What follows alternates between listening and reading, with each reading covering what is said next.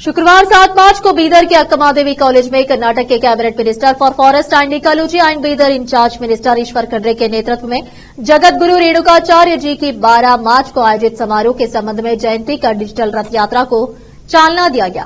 इस कार्यक्रम में बीदर दक्षिण के विधायक व स्वागत समिति के अध्यक्ष शैलेंद्र बेलदाड़े, शिवैया स्वामी, पूज्य राजशेखर स्वामी गोटा, बोर्ड अध्यक्ष बसवराज जाप शेट्टी के अलावा अन्य लोग उपस्थित थे।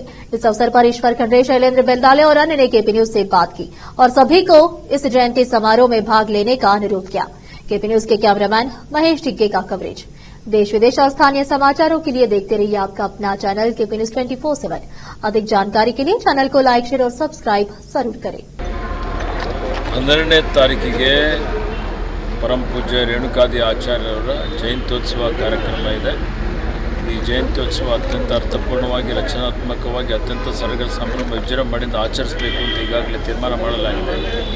ಪೂಜ್ಯ ರಾಜಶೇಖರ ಸ್ವಾಮಿ ಗೋಟಾರವರು, ಶಿವಯ್ಯ ಸ್ವಾಮಿಯವರು, ಇತರ ಎಲ್ಲ ಪ್ರಮುಖ ಸಮುದಾಯದ ಮುಖಂಡರುಗಳೆಲ್ಲರೂ ಇವತ್ತು ಒಂದು ವಾಹನಕ್ಕೆ ನಾವು ಚಾಲನೆಯನ್ನು ಕೊಟ್ಟಿದ್ದೇವೆ. ಎಲ್ಲ ಕಡೆ ಪ್ರಚಾರ ಮಾಡಲಿಕ್ಕೆ, ಪ್ರಸಾರ ಮಾಡಲಿಕ್ಕೆ ಗೊತ್ತಿನ ಹೆಚ್ಚಿನ ಸಂಖ್ಯೆಯಲ್ಲಿ ಭಕ್ತಾದಿಗಳು ಭಾಗವಹಿಸಿ ಆ ಜಯಂತ್ಯೋತ್ಸವ ಕಾರ್ಯಕ್ರಮ ಯಶಸ್ವಿಯಾಗಿ ಮಾಡಬೇಕು ಅನ್ನೋಂಥದ್ದು. ಅದರ ಜೊತೆಯಲ್ಲಿ ಏನು ರೇಣುಕಾದಿ ಆಚಾರ್ಯರು ನಮಗೆ ಆದರ್ಶಗಳನ್ನು ಕೊಟ್ಟಿದ್ದಾರೆ, ಯಾವ ತತ್ವ ಸಿದ್ಧಾಂತಗಳನ್ನು ನಮ್ಮ ಮಧ್ಯದಲ್ಲಿ ಬಿಟ್ಟು ಹೋಗಿದ್ದಾರೆ, ಎಲ್ಲರನ್ನೂ ತನ್ನ ಜೊತೆಯಲ್ಲಿ ತೆಗೆದುಕೊಂಡು ಹೋಗಬೇಕು ಅನ್ನೋಂಥ ಒಂದು ವಿಚಾರ, ಮಾನವ ಧರ್ಮಕ್ಕೆ ಜಯವಾಗಲಿ ಅನ್ನುವಂಥ ಮಾತನ್ನು ಅವರು ಹೇಳಿದ್ದಾರೆ.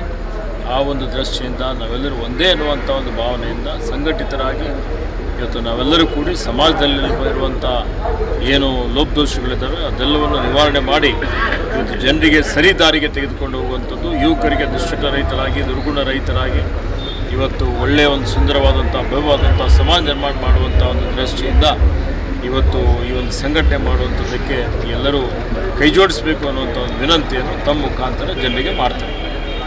ದಿನಾಂಕ 12ರಂದು ರೇಣುಕಾಚಾರ್ಯ ಆಚಾರ್ಯರ ಜಯಂತ್ಯೋತ್ಸವ ನಿಮಿತ್ತ ಸಮಸ್ತ ನಾಡಿನ ಜನತೆಗೆ, ಜಿಲ್ಲೆಯ ಹಾಗೂ ಎಲ್ಲ ಗ್ರಾಮಗಳಿಂದ ದಯವಿಟ್ಟು ಆ ಮೆರವಣಿಗೆಯಲ್ಲಿ ಮತ್ತು ಕಾರ್ಯಕ್ರಮದಲ್ಲಿ ಭಾಗವಹಿಸಬೇಕು.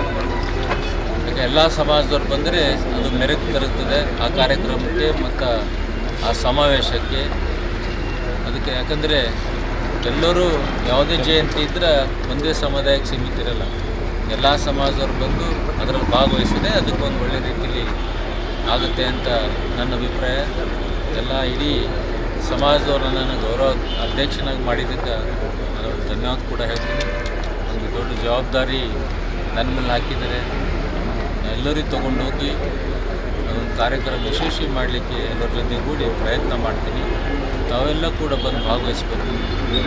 ಎಲ್ಲ ಮಠಾಧೀಶರು ಭಾಗವಹಿಸಬೇಕು, ಎಲ್ಲ ಸಂಘ ಸಂಸ್ಥೆ ಅಧ್ಯಕ್ಷರು, ಪದಾಧಿಕಾರಿಗಳು ಭಾಗವಹಿಸಬೇಕು.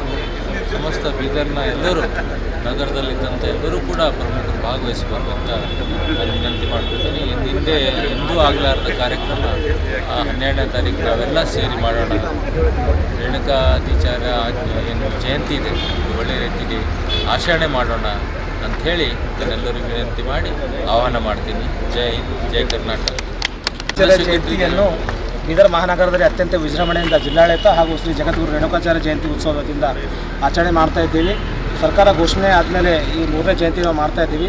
ಬೀದರ್ ನಗರದಿಂದ ಇಡೀ ಮಾನವ ಧರ್ಮಕ್ಕೆ ಜಯವಾಗದರೆ ಧರ್ಮದಲ್ಲಿ ವಿಶ್ವಕ್ಕೆ ಶಾಂತಿ ಎನ್ನುವ ಜಗದ್ಗುರು ರೇಣುಕಾದಿ ಪಂಚಾಚಾರ್ಯ ತತ್ವಾದರ್ಶಗಳನ್ನು ಇಡೀ ಎಲ್ಲ ಸಮುದಾಯದಲ್ಲಿ ಹರಡಿಸುವ ನಿಟ್ಟಿನಲ್ಲಿ ನಾವು ಮಾಡ್ತಾ ಇದ್ದೇವೆ. ಹಾಗಾಗಿ ಈಗಾಗಲೇ ಉಸ್ತುವಾರಿ ಸಚಿವ ಈಶ್ವರ್ ಖಂಡ್ರೆಜಿಯವರು ಆಹ್ವಾನ ಕೊಟ್ಟರು. ನಮ್ಮ ಸ್ವಾಗತ ಸಮಿತಿ ಅಧ್ಯಕ್ಷರು ಶಾಸಕರಾದ ಡಾಕ್ಟರ್ ಶೈಲೇಂದ್ರ ಬೆಲ್ದಾಳೆ ಅವರು, ಜೊತೆಗೆ ನಗರಾಭಿವೃದ್ಧಿ ಪ್ರಾಧಿಕಾರ ಅಧ್ಯಕ್ಷ ಬಸವರಾಜ್ ಜಾಪ್ ಶೆಟ್ಟಿ ಸರ್ ಕೂಡ ಆಹ್ವಾನ ಮಾಡಿದ್ದಾರೆ.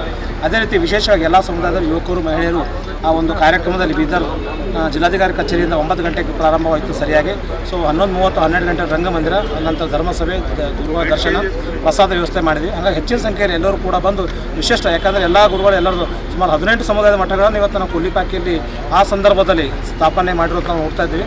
ಇಡೀ ಮನುಕುಲದ ಉದ್ಧಾರಕ್ಕಾಗಿ ಇಂಥ ಒಂದು ಪ್ರಯತ್ನ ಏನಪ್ಪ ಅಂದ್ರೆ ನಾವು ಬೀದರ್ ಜಿಲ್ಲೆಯಿಂದ ಇಡೀ ರಾಜ್ಯಕ್ಕೆ ಸಂದೇಶ ಕೊಡುವ ನಿಟ್ಟಿನಲ್ಲಿ ನಾವು ಎಲ್ಲ ಸಮುದಾಯದವರು ಸೇರಿ ಮಾಡ್ತಾ ಇದ್ದೀವಿ. ಸೊ ಹಾಗಾಗಿ ಎಲ್ಲರೂ ಕೂಡ ಆಗಮಿಸಿ ನಮ್ಮ ರೇಣುಕಾಚಾರ್ಯ ಜಯಂತಿಯನ್ನು ಯಶಸ್ವಿ ಮಾಡಬೇಕಾಗಿ ತಮ್ಮಲ್ಲಿ ವಿನಂತಿಸ್ತೀವಿ.